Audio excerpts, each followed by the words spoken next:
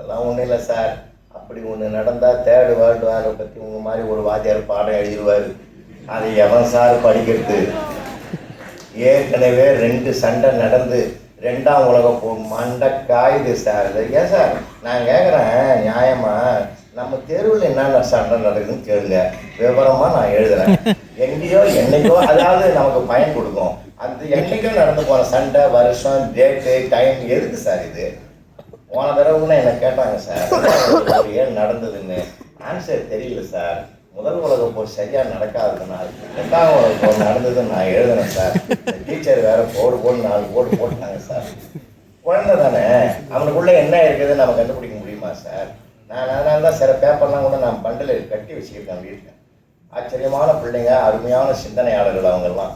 18ஆம் நூற்றாண்டில் வாழ்ந்தவர்களை பற்றி குறிப்பு வரையும் கேட்டிருந்தோம். எழுதினால் அனைவரும் மாண்டு விட்டனர் இருந்தோம்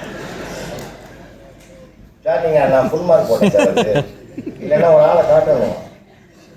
இந்த நூற்றாண்டிலே நமக்கு தெரியல, அந்த நூற்றாண்டுக்கு நான் எனக்கு போகிறது. அப்போ அவன் இல்லை எட்டயபுரத்தில் பிறந்தவரை பற்றி குறிப்புகள் கேட்கணும். ஒருத்தன் எழுதிக்கிறான், எட்டயபுரத்தில் யாராரோ பிறந்திருப்பார்கள், நீங்கள் யாரை பற்றி கேட்கிறீர்கள்?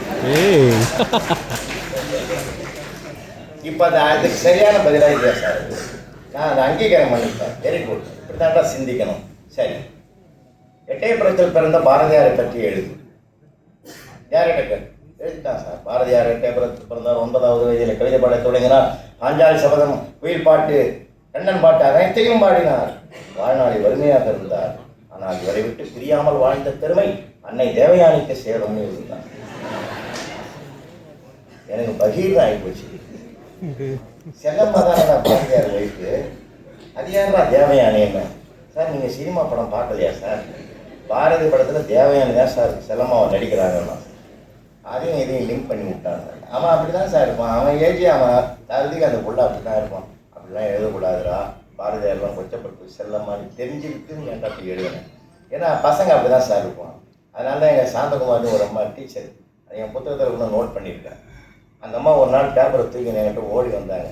நீங்கள் செல்லம் கொடுத்து அந்த பசங்க சீரழிஞ்சு விட்டான், நீ என்ன எழுதிக்கிறான் பாருங்கள். காலமும் நேரமும் ஒரு கணக்கு கொடுத்தேன். 10 பேர் சேர்ந்து ஒரு தாரோட 20 நாளில் போடுறாங்க. அதே ரோட 15 பேர் எத்தனை நாளில் போடுவாங்கன்னு கேட்டேன். இவன் என்ன எழுதிக்கிறான் பாரு, முதல்ல நீ படி, அப்புறம் தான் நீ எனக்கு என்ன ஆக்ஷன் எடுக்கிறது என் கண்ணால் பார்க்கணுன்னாங்க. படித்தேன், அருமையாக எழுதிக்கலாம். இது அனாவசியமான கேள்வி. ஏற்கனவே 10 பேர் போட்ட ரோட மறுபடியும் 15 பேர் போடணும்னு கேட்குறாங்க.